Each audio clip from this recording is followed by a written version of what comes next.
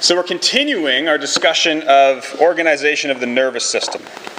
We talked about neurons last class, and now we're going to discuss how they're organized to form nerves and the branches of the nervous system at large. This is probably one of the more complex topics in anatomy, to be honest. When you get through this, you will have the power to master all other topics. We're starting you off with the bar set high. So the nervous system is generally laid out, well, there's two ways to lay it out. You can divide it structurally. As you see here, there are two components, the central nervous system and the peripheral nervous system. Central nervous system is the brain and spinal cord. That's it. Whereas the peripheral nervous system is everything else. And we'll talk about those branches on the next slide, but they're highlighted here. The cranial nerves, which might not make sense, but will become clear as we go through the course. Spinal nerves, the enteric plexus, sensory receptors in the skin, all of those are outside of the brain and spinal cord, so they are part of the peripheral nervous system. Now, all told, they don't work separately, they integrate information.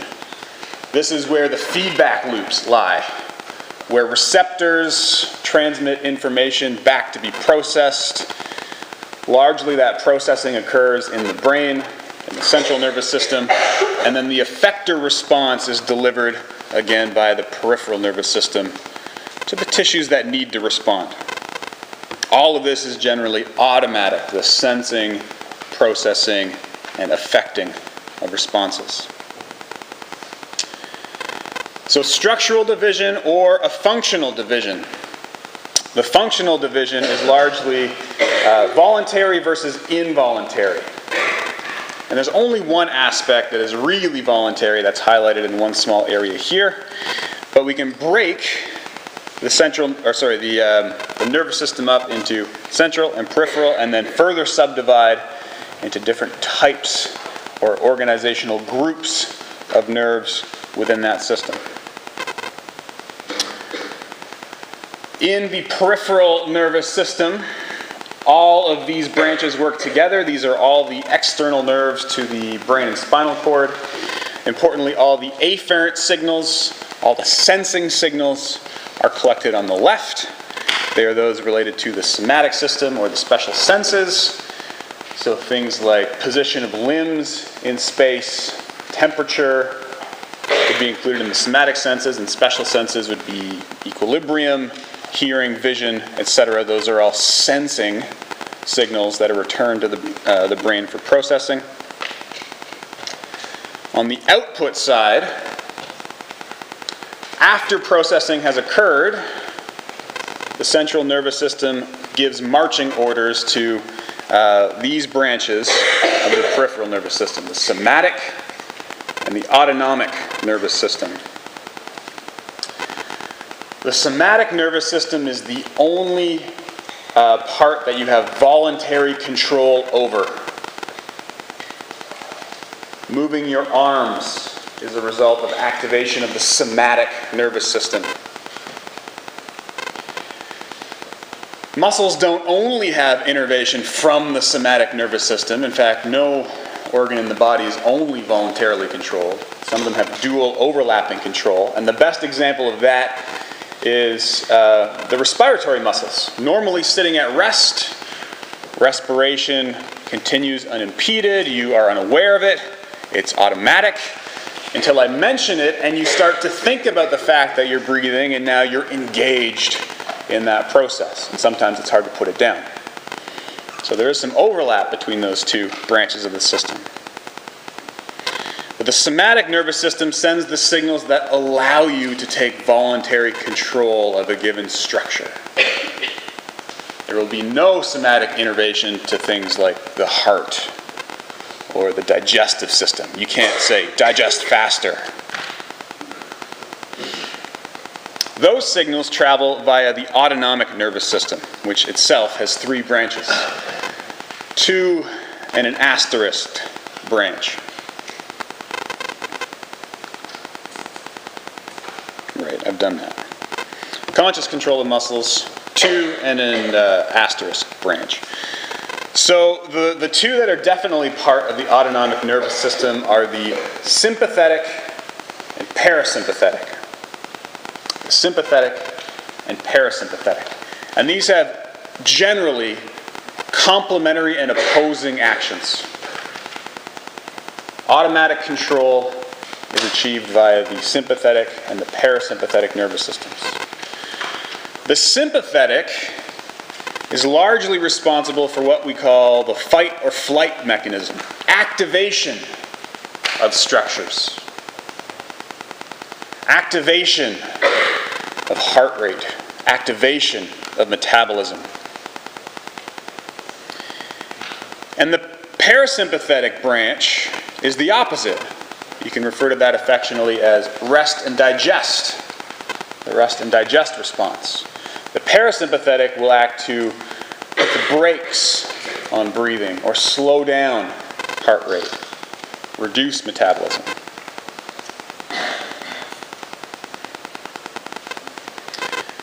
The enteric nervous system is a bit special. It innervates the digestive system only, and some of the stimuli to activate are reversed. We'll get into that later. But it also has its own reflex activity, so we start to consider that as a separate branch of the peripheral nervous system. It's also a really interesting hot topic of research now as we explore the microbiome, the bacteria in your gut, and how they interact with nerves in the gut and send signals to the brain. It's often via this system that the microbiome can influence cravings, mood, and overall health. There's a direct access to the nervous system via the gut through the enteric branches of the nervous system. So functional classifications here. All told, the role of the nervous system mirrors that of a feedback loop. You can draw that out of these points here. The function overall is to sense signals that need to be sensed, to process those signals, and to effect an action. Again, sensory receptors are specific afferent receptors that return that stimuli or those stimuli to the central nervous system for processing. And the motor branches, motor nerves, are efferent signals that send marching orders, messages to the tissues in question to bring about some change. And all of that change is based on the integration and processing of information done within the brain that is difficult to decode, that we're only getting a glimpse of in the past 5 or 7 years. Notice how this mirrors the receptor, effector, and processor of the feedback loops, and in that order.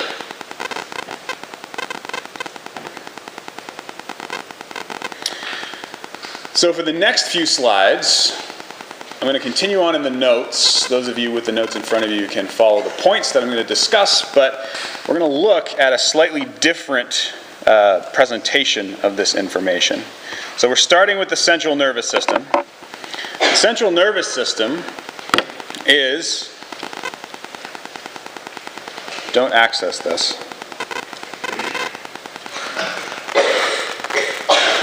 Central nervous system is the brain and spinal cord. This is a little bit, there's a little bit of overflow here because you can see the eyes as well. But this is the central nervous system. Everything else outside of the central nervous system is the peripheral nervous system. So when we say central, this is what we mean. Now there's some argument as to whether to include the eyes in this projection, in this presentation, this organization, rather. They are a special optic nerve and seen by many as a projection of the brain. They're part of the brain, and the retina is technically classified as central nervous system. That's why they're included here. These are the source of thoughts and memory. This is where we process information, where information from the external receptors is sent. There are 85 billion neurons in the brain and 1,000 million neuroglia. That was the comparison I was trying to make last class. And the way they're organized and fire gives rise to thoughts and dreams and memories.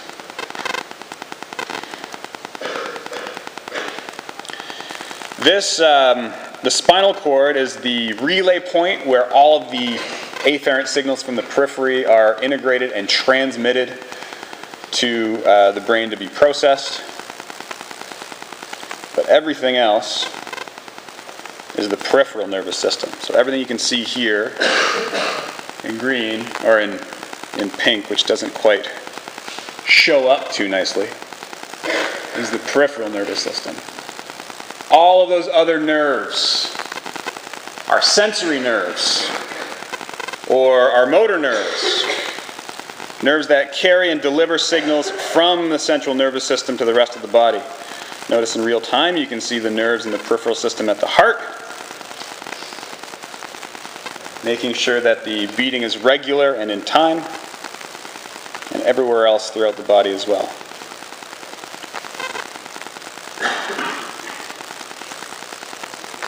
So all of these nerves act to affect changes. This is the sympathetic nervous system, the parasympathetic nervous system, and the enteric nervous system, which, like we discussed, will innervate skeletal muscle, heart, lungs, etc., and carry signals to and from the central nervous system from the bacteria in the gut, which is a pretty interesting idea. That's only that's fresh information. That's new in the past few years. The idea of bacteria in the gut that, like a certain kind of food, can release neurotransmitters or activate nerves in the enteric nervous system based on whether they get that food or not. And what I'm describing is really the underpinning of cravings, if you think about it. So if you have a diet that's regular and rich in intake of pizza and fries and burgers, the microbiome tends to be bacteria that thrive on that kind of food. And if they don't get that kind of food, they're angry and they send signals into the circulation and tap into the nerves of the enteric system to affect your behavior to make you want and crave and ingest that food so they can be happy. No wonder why diets are so difficult to stick to. That's a brand new cutting edge area, really fantastic work. But we're not going to get into that in too much detail. That's more of a tangent for special interest.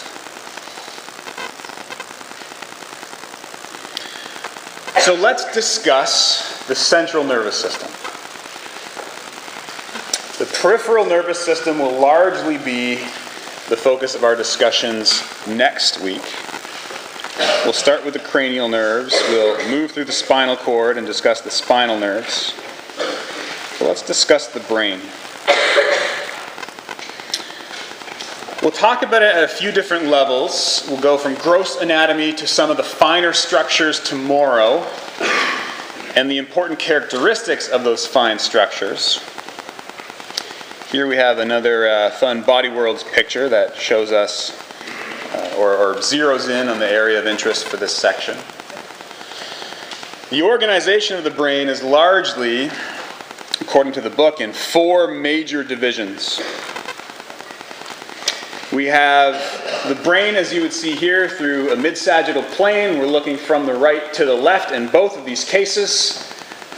You can see the brain stem, the interface between the spinal cord and the brain, highlighted briefly here. The diencephalon, which contains the thalamus and the hypothalamus, just superior to the brain stem and inferior to the larger brain, an important relay point in processing emotions and actions. The cerebellum, posterior and inferior to the rest of the structures in the brain, largely having to do with learned and coordination of motor activities. And the largest part, the cerebrum, takes up the most significant percentage of the volume within the skull.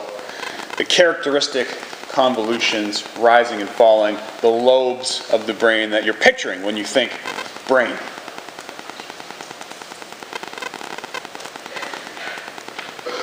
It's not so easy to interpret the brain from a 2D slide, so looking at it this way, you can see the brainstem down below. These will be useful when you want to study using flashcards. You can't see the diencephalon, it's hidden in the middle up here. The cerebellum, inferior and posterior, and then the cerebrum with all of its individual characteristic lobes that we'll discuss at length. Incidentally, this app is called Complete Anatomy. It's available for Mac, Android, and computer. I'm not endorsed, or I'm not supported by them in any way. I'm not getting any money for it, but this is what I'm considering replacing the textbook with. Quizzes, flashcards, studying, videos, lessons, group chat, all within it, which is pretty neat. So if you want to practice, you're welcome to. I'll use it occasionally in lecture. But nothing from the midterm or final will be based on this exclusively. Nothing from the quizzes will be based on this exclusively. It's more for interest's sake. Oops.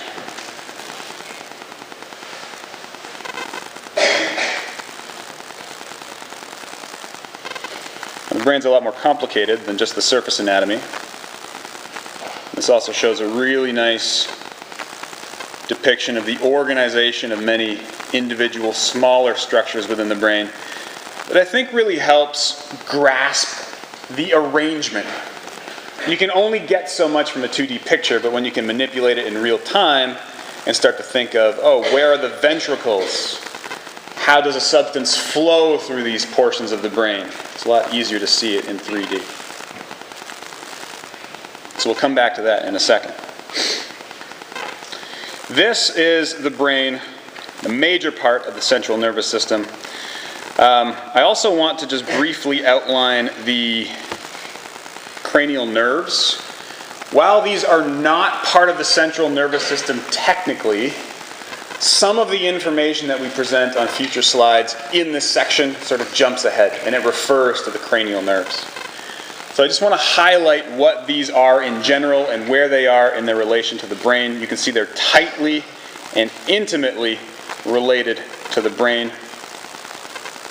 The projections come from the brainstem, from the cerebellum, from the cortex. And they largely are responsible for sensory and motor innervation of the head and the neck. With a few exceptions, you can see a couple of these nerves extending really far inferiorly in the body that innervate the heart, lungs, and the digestive system. Those are the nerves in question that the microbiome can access. But largely, these cranial nerves are all located on the inferior superficial aspect of the brain. And we'll talk about those briefly as we get to the smaller substructure section. So the brain inside the skull needs to be protected. If it's not protected, we are at risk. Damage to the brain and the spinal column is incompatible with normal function of many body tissues and life in some cases. So we have many layers of protection, the most obvious of which are the cranial bones, the skull, which is the focus of our discussion in 2 weeks' time. The skull protects the brain from external trauma, and then within the skull we have what are called meninges, or layers of tissue that surround the brain and surround the spinal column, are continuous between those two structures, encasing the central nervous system and protecting it from impacts, but also from chemical insults as well. The meninges are listed here and always named accordingly. There is the pia mater, which is the innermost layer, the deepest layer of the three. The arachnoid mater, which is the middle layer in the meninges, and the dura mater, which is the most external or superficial of the three layers. DAP from inside to outside. One difference with respect to the meninges, even though these are continuous from the brain down through the spinal column, there are two layers of dura mater in the brain and only one in the spinal column. Where they divide is at the interface where the jugular vein collects blood and returns it back to the heart.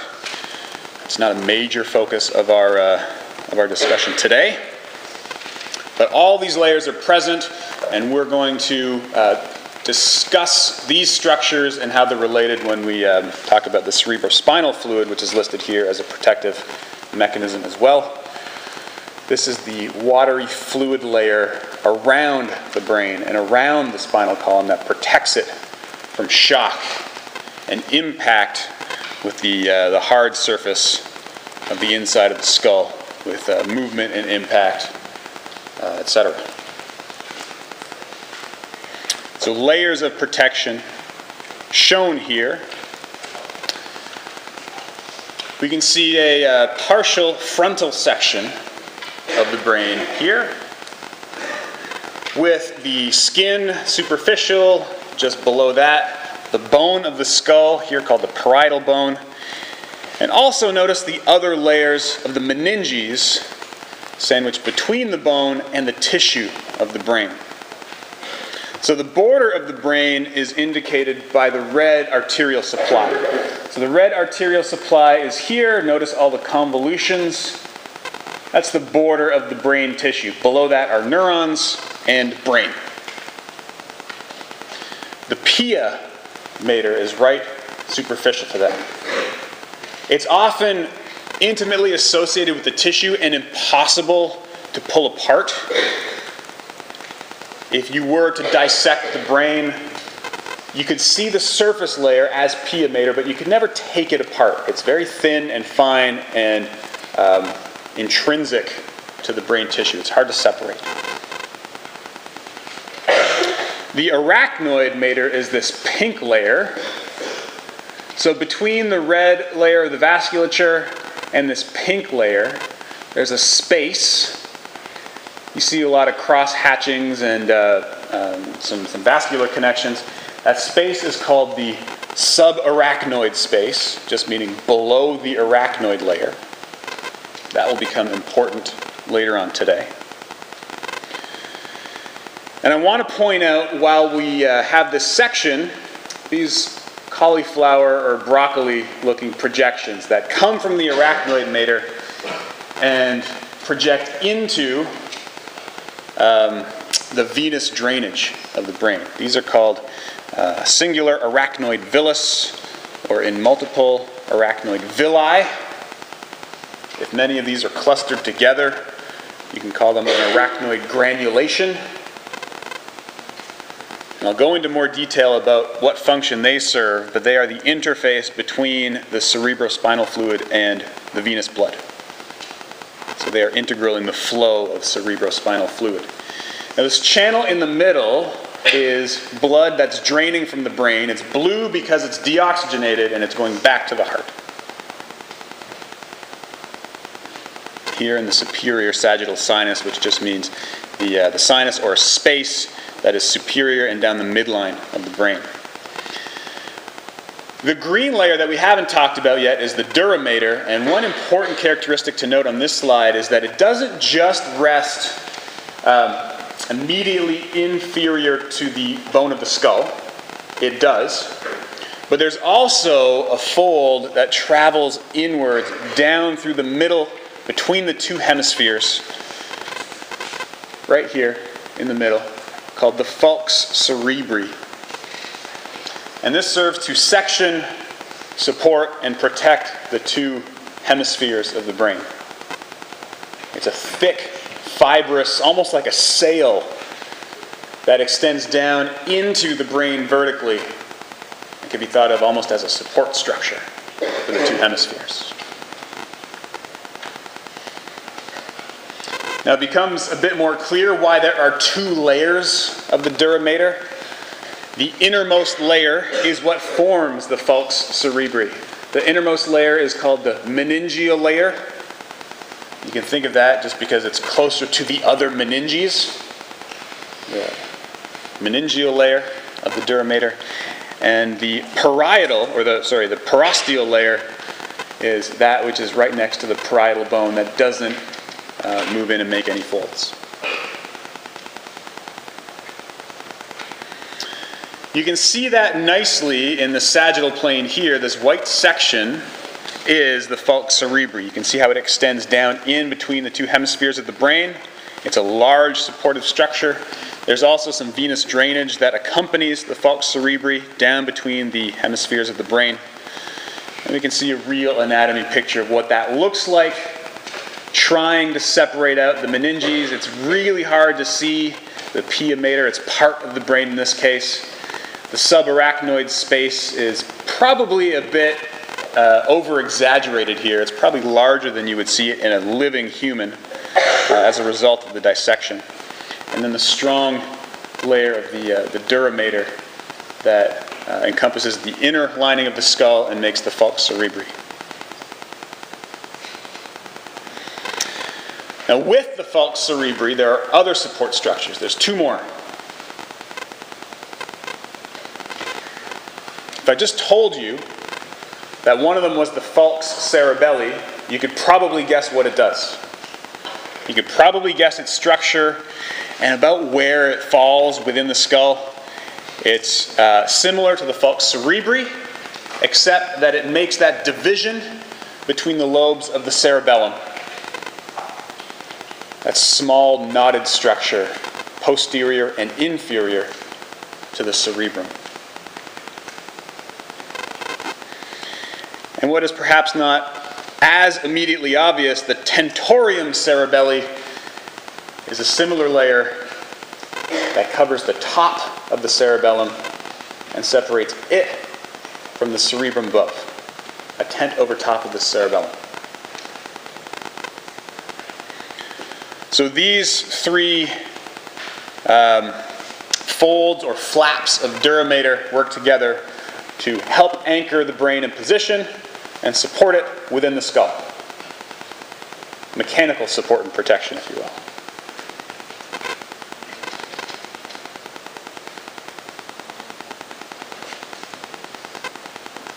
Wow. We're not done. Lots more information.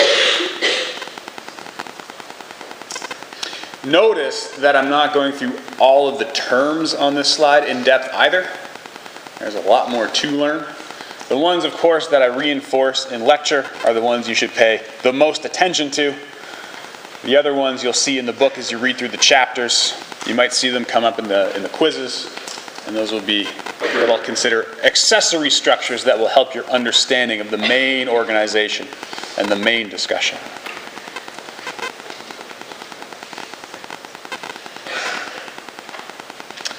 Let's talk briefly about blood flow in the brain. And this is very brief. I would like to expand on this probably in the cardiovascular section next semester. Unless we have time before the midterm to cram this in, if we need more material for the midterm, which might happen. We'll see. In very brief, blood flow to the brain is critically important. Blood flow to the brain arrives via the carotid arteries and exits via the jugular veins back to the heart. And it's tasked with delivery of nutrients, such as glucose and oxygen, removal of some waste products. It helps with controlling pH in the brain and removing CO2. And interestingly, like many other tissues, we're realizing that there are auxiliary functions of the brain. So one of those is endocrine communication. Like I mentioned briefly before with adipose tissue or muscle tissue, the brain can send hormonal type signals to the rest of the body. And I've just highlighted one here that's of interest.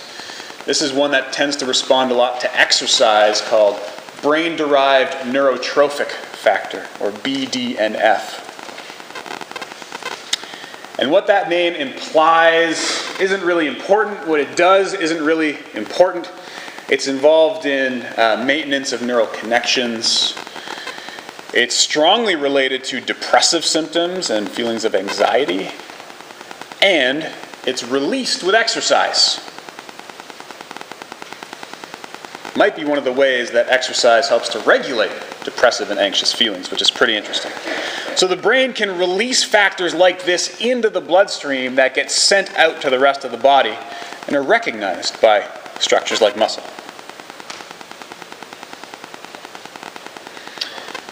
Now, blood flow is critically important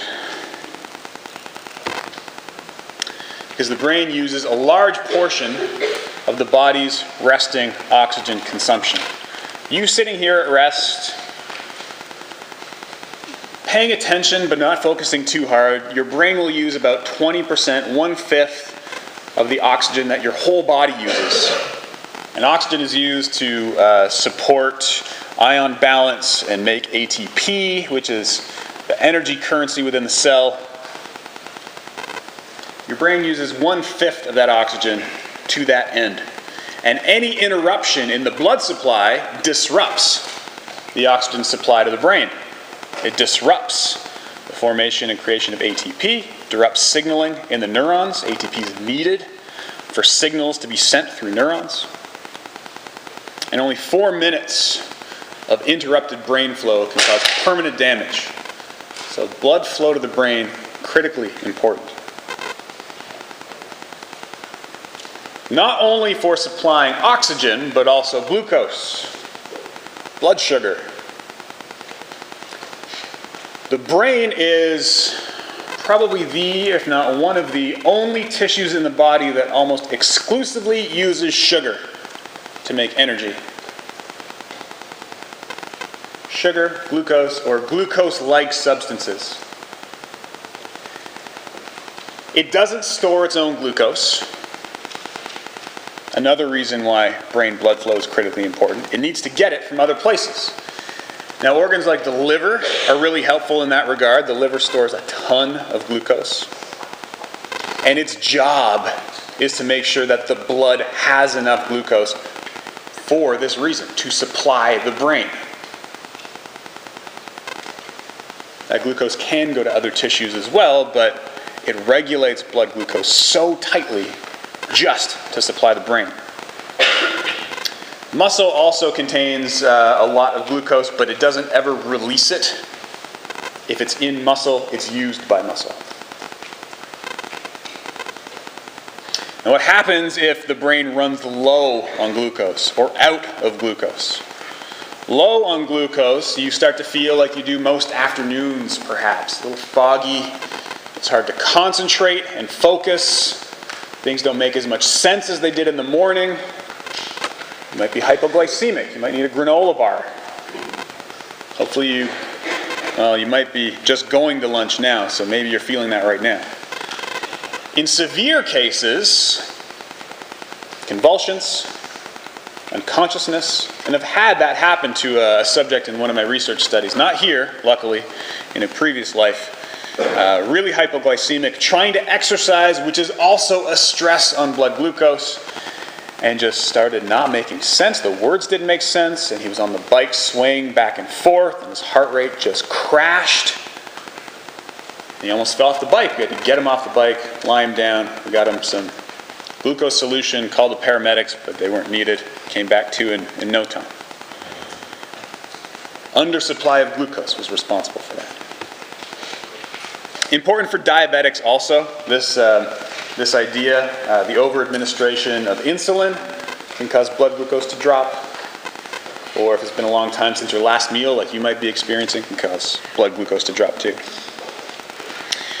So the constant supply of glucose and oxygen via the blood means the brain is always exposed to other factors in the blood as well. Constant supply of nutrients means constant exposure to other things. Some of those things are beneficial, some of them are not. And so the brain protects itself through what we call the blood-brain barrier. Blood-brain barrier. This is an almost impermeable layer of epithelial cells between the capillaries and the brain tissue. How do you think these epithelial cells are linked together to make them impermeable? Remember back to last week when we talked about junctions. How do you think they're linked together? You got it? Tight junctions, absolutely. Tight junctions between epithelial cells make up the blood-brain barrier. This is really good for a lot of larger proteins and most polar molecules, but lipid-soluble molecules, steroids, oxygen, CO2, and thankfully caffeine can move across the blood-brain barrier with ease. It's a concern when you're trying to administer brain-specific drugs. It can block the transport of therapeutic drugs. And in situations where you might be hypoxic or brain blood supply is reduced for a long period of time, that the blood-brain barrier can become more porous. Those tight junctions, the epithelial cells can degrade and gaps can form in it, which might have long-term downstream negative effects.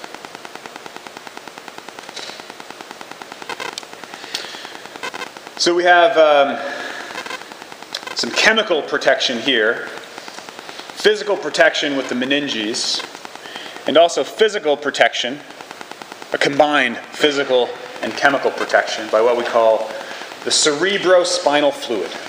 And this will probably be the last topic that we get to in class today. There's very little CSF, or cerebrospinal fluid, maybe 100 mils in a person. It's always being produced, and it's always being drained. There's a steady flow or turnover of cerebrospinal fluid in the brain. It's produced inside the ventricles of the brain that you can see highlighted here in blue. There are two lateral ventricles, this C-shaped guy here, one in each hemisphere. There is one common third ventricle in the middle, and then a very small, almost not a fourth ventricle. Structures in these ventricles produce cerebrospinal fluid from the blood that's being supplied to the brain, and it travels out of the ventricles to eventually encompass or surround the central nervous system.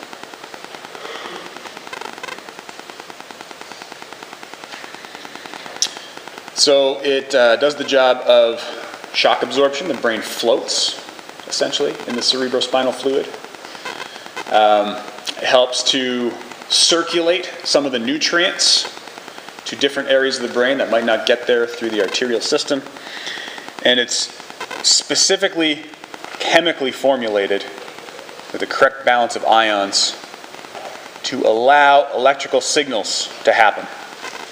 It's precisely regulated to allow that to happen.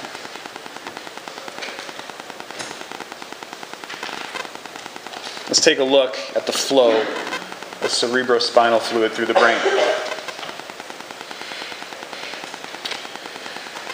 Everything starts in the ventricles. Everything starts in the lateral ventricles, and specifically in what we call the choroid plexuses. And I want to say plexi, but I don't know if that's right. But there are multiple singular choroid plexus, one in each of the lateral ventricles, in the third and in the fourth ventricle. And these are similar in a way to the blood-brain barrier. You can see zoomed in schematic of the choroid plexus over here on the right. We have arterial blood supply coming in. There's a layer of epithelial cells lining the inside of the artery, or the capillary, like you would imagine. And those are bordered inferiorly, I guess, or more deeply, by what we call ependymal cells. Ependymal cells are specifically designed for transport and filtering of things from the blood. Now the blood is what makes, it's the origin, it's the baseline from where CSF is formed.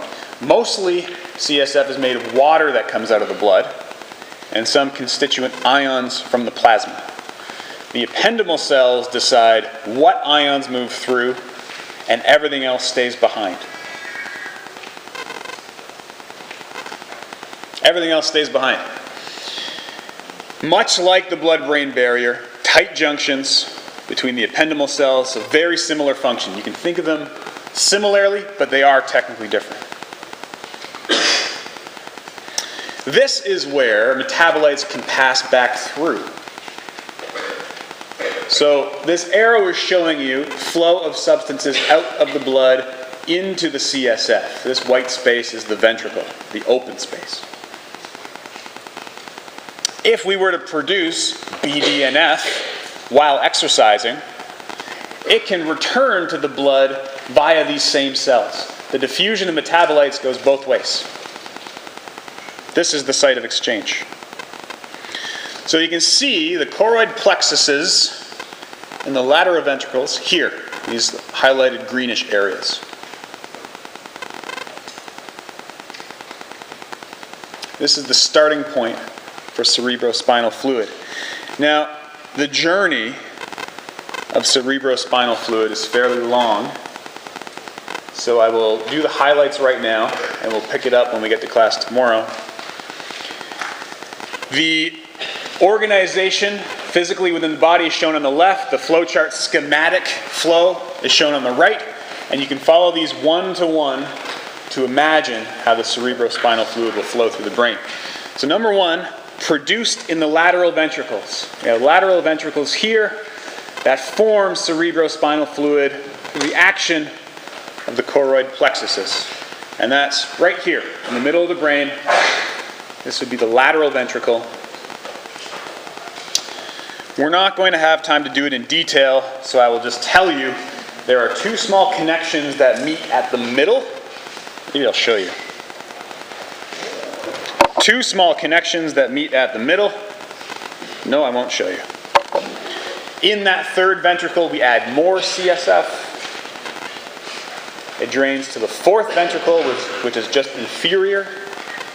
And from that fourth ventricle, it is expelled to surround the brain. Nowhere in this description yet have we talked about how it gets out of that space or back to the venous blood. That will come in class tomorrow. We'll go through this in depth. You should know this process. It's important. See you tomorrow. Have a wonderful lunch.